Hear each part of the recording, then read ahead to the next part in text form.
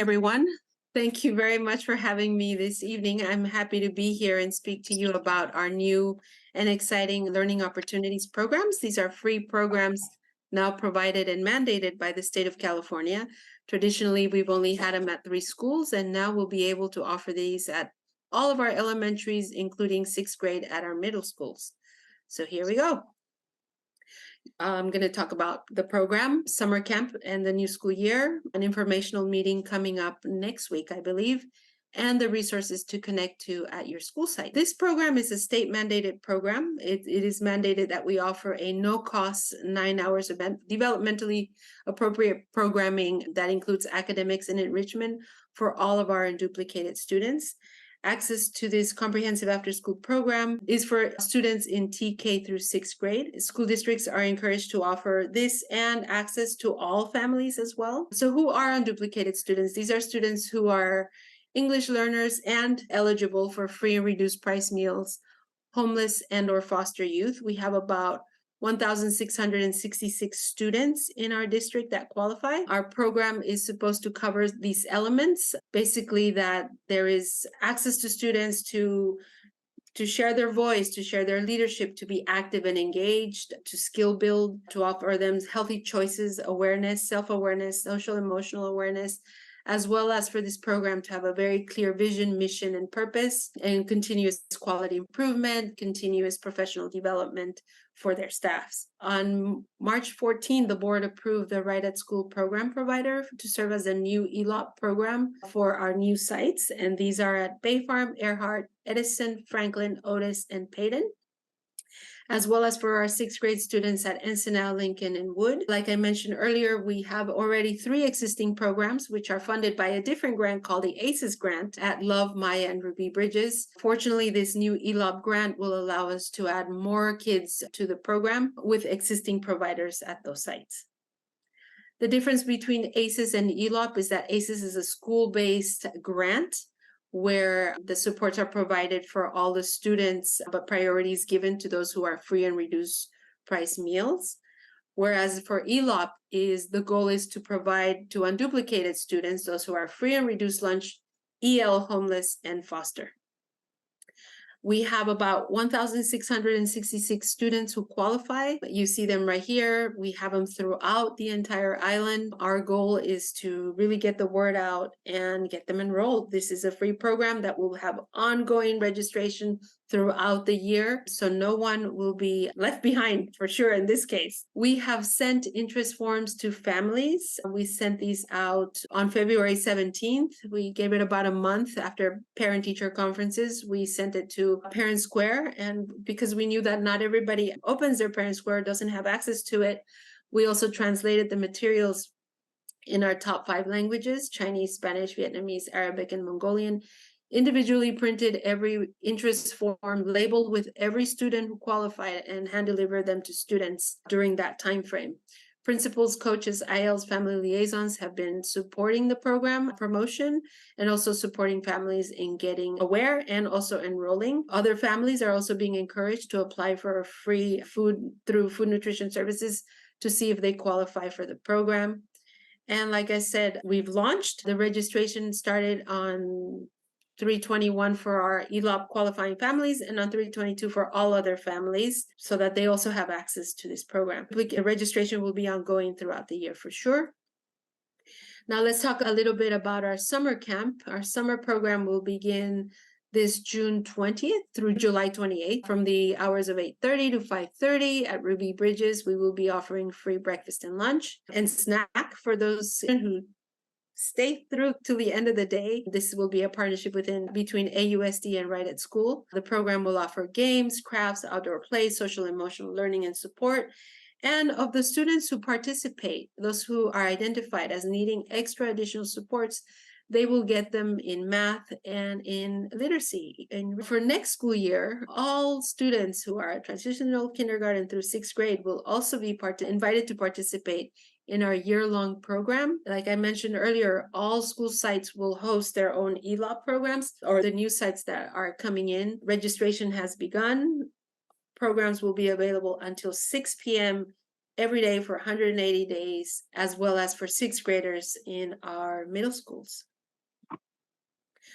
I'll be sharing these slides. Here's the link to our food and nutrition services, all the resources that families can qualify, including free ELOP after school program support. What I learned this week is that families who qualify just have to continue renewing their qualification. The application process begins the first week of July. So I encourage everyone who has new kids coming into the program to apply by July 1st. And if you're already on the program, just to renew it every year. And I think that goes out with our data confirmation every year when you register back to school. Community resources, we've like I said, we've encouraged families to participate through Parent Square and the links they have been provided. If they cannot, for some reason, they may not have access, principals, school intervention leads, instructional coaches, and family liaisons are there to help. We're also happy to present, like we're doing tonight, with community groups to bring this information to help you become aware and ideally support in getting the word out. We will continue to promote at our back to school nights, open houses, via our newsletters, in partnership with our multilingual teams and community-based organizations. Just this afternoon, I was at Alameda Head Start, and we will be collaborating on getting all the new families coming into our schools with, maybe easier to read materials that will just make it more accessible for them. We will be hosting an informational meeting along with Right at School on April 6th, where they're going to speak about the program and hopefully present themselves to the community, and where families will be able to ask any questions that have not been answered through their website. I'm glad Ms. Tanya Harris is here. She's going to talk a little bit about Right at School, and take it away. I'm happy to be here. I see some familiar faces. I'm happy to be back in AUSD, and I just want to give a big shout out. Claudia has put in so much work to bring this to our district. So thanks, and happy to be here. So one of the things that we did want to ensure is that we looked at programs that had a real commitment to equity, diversity, and inclusion. And so that was one of the things that actually did stand out. Right at School seemed to offer and be committed to when we compared them to the other programs that put in for an RFP. So one of the things that I really liked and appreciated was their commitment to hiring within our community and hiring folks that look like our kids. Representation matters. That's been a huge component of the work that AIC has done in partnership with CSACE. So representation matters. They did talk a lot about, sort of heroes and holidays. And so there are thematic things that happen during different times of the year. But more than that, they talked about supporting inclusive practices and cultural responsiveness on a deeper level. And that's through their own professional development that they offer their staff, and then partnering strategically with our school sites so that there is continuity between the language that we use, the systems that we use, PBIS, restorative practices, and whatnot. And so really strengthening that homeschool connection. So the homeschool connection expands to our aftercare as well. And then they talked a lot about following a constructivist approach. And so really looking at, they have themes and they have units of study, but they also are really interested in what kids are interested in and addressing the whole child. Some of the things that they do to promote community is that they facilitate daily town hall meetings. And so that's basically community circles. Again, they're bringing in different cultures and family structures and experiences, and ensuring that the projects represent the children and the staff represent the children. One of the things that we also really liked is their commitment, again, to professional development. We want our folks that are working with our kids to be participating in our training and our professional development and our systems and structures in our theory of action, and really holding our values. And so they've committed to doing that both with us and then understanding where we're coming from, and then continuing to provide that support for their staff on their own. So some examples of their units. So me, myself, and I, TK. And one of the things that I actually was very excited about was they named TK as an age group that they actually are supporting. You all know firsthand how difficult it was to probably find childcare when your children were TK or K. And so again, taking a developmental approach, what is appropriate for a 4-year-old? And then elementary. So a kindergarten through 5th grade, I am caring. So for TKers, really recognizing self, who are they in the world? What is their identity? Building self-confidence. And then as you get into elementary school, moving into who am I? Where am I in this world? What is my sort of legacy, and how can I be empathetic? And then taking that a step further. So when they get into middle school, okay, who am I? What is my positionality? Where am I in this world? Am I empathetic? And now how do I give back? So I liked that continuum. And then their curriculum is aligned with CASEL, which is the Center for Social Emotional Learning, and it's a research-based center. They offer a framework, and they actually have standards, if you will. We call them competencies in social emotional learning. And so connecting with CASEL was really important to me too. So they do have lesson plans, but again, those lesson plans are fluid because they are constructivists. And so they're going to take the interest of the kids into consideration, and then what's happening in the school, in the classroom. Daily activities are organized into themes. So project-based learning or thematic learning is a really great approach to offering educational and enrichment experiences for students. And then for the middle school, really, how do you activate yourself in your community, and how do you have agency? And so moving that across all learning domains. And that's it for me. Thank you. I'm going to stop my share and open to any questions that anyone may have on the program and or. So I want to just come back to, I think, a point you made at the beginning of the presentation, but raise it again to make sure that people heard it. So while unduplicated students get priority into this program, it is available to all students. Just if they are not considered unduplicated or qualify for free and reduced lunch, then there is a fee to participate. But this program is open to all. It is. It was students K through 6, I should say.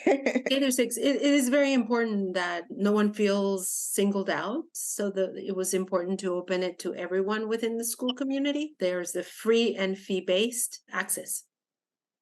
I have a question about the registration for the summer camp. I have received the link for registration for my elementary schoolers, but I haven't received anything from my middle school 6th graders. And then under the application, it says approved or accepted, and then that's all I see. I'm not sure what will be the process. It's different than elementary school. No, it's the same link, but let's do this. Why don't you send me an email tomorrow, and I'm happy to look into it and send you the right links. I'm happy to get on a call, and we can even do it together. Okay, sounds good. Thank you. Absolutely. I have a question. Will the Right at School program, it's the after school program, will it be sort of parallel with the existing after school program too? That's correct. Yes. So they would take maybe some different classrooms or another part of the school campus to have their classes and do all of their things. So it shouldn't affect the existing after school programs. No, our facilities team and fiscal teams are working with all the after school programs to make sure that they have access to space at schools, just to work in parallel. This is sort of a clarifying question just based on the last question, but we're relatively new to AMP, and we heard about this meeting through the AMP email. So is there it doesn't sound like the two programs are going to be integrated or anything, right? They're just on campus. So like I mentioned at the beginning of our presentation, the only 3 school sites that don't see a change is those that already have programs. That is Myelin, so AMP, Ruby Bridges, which is Camp Edmo, and Love, which is BACR LEAPS. They keep their same programming. They just get additional funding to serve any other students that may qualify. Thank you for reiterating it. It wasn't 100% clear in the beginning to me. Thank you. Yeah, we did not want to disturb any existing programming. This is all new for the other schools. Can I ask one more question? Of Yes. course. Okay, so my first grader is in AMP, and then I was also wondering if she should register through your program or through the AMP as usual. It would be as usual. So if you're at Myelin, it would be through AMP as usual. Okay. Okay. Thank you so much. So that's a very good distinction. Families at Maya Lynn, Ruby, and Love, you will go through your traditional methods of renewing your applications, or now having access to new access that you may have not known, or that there was a wait list, for example, because they were bound by the ASES grant, which is only serving X many students. But now we're supposed to serve the ASES kids and all the new ELOP opportunities for the additional kids. So there will not be a cap on those who qualify for free and reduced lunch. Is the goal, we go to Mylan, is the goal to eventually have this program at all the schools, including Mylan, or we can assume that going forward, we're still going to have our AMP and that it's not going to eventually kind of fade out? The goal right now is for us to launch the new schools and not disrupt any of our existing programs. So Okay. long as families are happy, the program is working, we're meeting compliance, because these are compliance-based programs, there is no need for any change. Okay. All right. Thank you. Yeah. And do you have an idea, an estimate of how many students you would expect in the program, or when would you see that? Would it be closer to the beginning of the school year? So we put out an interest form at the beginning, like I mentioned, back in February. And we had, of the 1,666 families who qualify, only 550 replied. So we're hoping that with continuous pushing and getting the word out and coming to groups like these, putting it on our newsletter, having multiple ways, we will encourage more families to participate. So it's really right now about a third of those who qualify, which is pretty normal. Do you have to have a minimum amount at a particular school site to run the program? We are mandated to run a program at all school sites, regardless of how many participate. Interesting. So if at a school site, and I don't imagine that this would happen, but you only have 10 kids, then it's going to run with 10 kids. Okay, That's right. good to know. And thank you for bringing that up, because even within, we have cohort sizes. So transitional kindergarten and kindergarten will be a ratio of 10 to 1, 10 kids to 1 instructor. And first grade through sixth grade is 20 to 1. So, there will be some cushioning because not everybody will participate on the same day, 2 or 3 kids give and take. But if let's say we got 5, well, we would need to open a new cohort, because we have to stay within our sizes of either 10 to 1 or 20 to 1. That's a good thing that you mentioned. That made me think of another question. Is there flexibility for families? It's not a situation where if you sign up, your student has to go 5 days a week. Can you go as little or as much as you like, or is there a minimum? So thank you for asking that question, especially at Ruby, Maya, and Love, you have an ASES grant that is grandfathered in, that you will have it so long as that there is participation. The ASES grant mandates that kids are there until 6 p.m. 5:45 for, starting to release. But if we cannot demonstrate that there is a need, we will lose the grant. My concern is that we would lose funding because there is no need for a program that stays that late. ELOP, on the other hand, allows us, for the other school sites, for the new school sites, to drop in. It's available to you. It's a very different compliance piece that I'm not promoting necessarily, because I don't want to put out mistaken information. But because of the distinction between ASES and ELOP, I just want to say it's open till 6 p.m. for everyone. Or we can demonstrate a need, the better off we're going to be long-term in securing funding consistently. But But that distinction is helpful for families for planning purposes, right? Say you have a student that participates in sports or has other after-school activities that they do.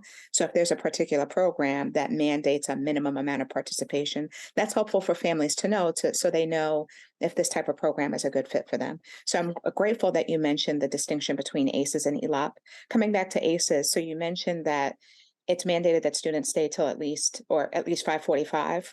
3 hours a day, 5 days a week. So they have to be there every day in the ASES programs. It's 5 days a week until 5:45. Yes. In a program like Myelin, you guys have really the golden nugget in that you have a music program that has a beginning and an end, and showcasing, and really kids see themselves in the music. There's a lot of elements of pride in the work they achieve. So I would not encourage coming in and out. There are early release possibilities where if you have parallel programming that you must go to another thing, that's excusable. What we wouldn't want is for a kid to miss out and then come back the next day and miss out on a music note that then they feel a little behind on, right? It's this community accountability that makes Myelin very special.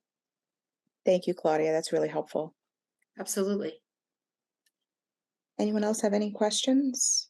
Okay, well, if there are no more questions, I want to thank you, Claudia and Tanya, so much for being with us this evening and for presenting about the new Extended Learning Opportunities program with Right at School. This has been really, really helpful. And I'm grateful for your consent to record this because this can live on your YouTube channel and we'll get it out to folks who weren't able to join us tonight. They still have the information.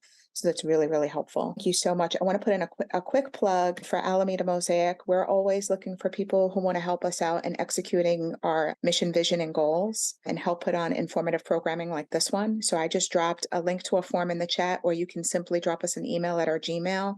If you have time and talent that you want to share with us, we will find something exciting for you, but we can always use some help. So if you're interested in this work and helping us execute our vision and goals, please reach out to us. We could definitely use some more help. Last chance for questions before I end this meeting. Again, Claudia, Tanya, thank you so much. And thank you everyone for giving us your time this evening to learn about this new program. Yes, Claudia. There's a comment that says, thank you for the clarification that it will be a parallel program and not take away from AMP. There will be no Right at School at AMP, at Myelin, Ruby, or Love. It's only for the schools that are new that have not had an ACES program. I just want to make sure there is no Right at School in existing ACES programs. So there will be no parallel there. This will allow for other programs to also function and exist parallel, but those are already existing. Does that make sense? It does. And I think because that's coming up times in this meeting as a concern for folks, it might be worth including that in the information that you put out, particularly at Myelin, Love, and what was the other school? Ruby Bridges, to let those families know that the programs that they've come to know and love are not going away. No, they're not. Yeah. No, we have worked really hard to get them where they are, and they're not going away. All right. Well, thank you, everyone. Have a wonderful evening. And thank you, Carolyn, for holding the space and supporting our families. I really appreciate it. It is our pleasure. It's why we do this work. Thank you so much, everyone. Have a great evening. Thank you for joining us this evening. Appreciate you so much. Take care, everyone.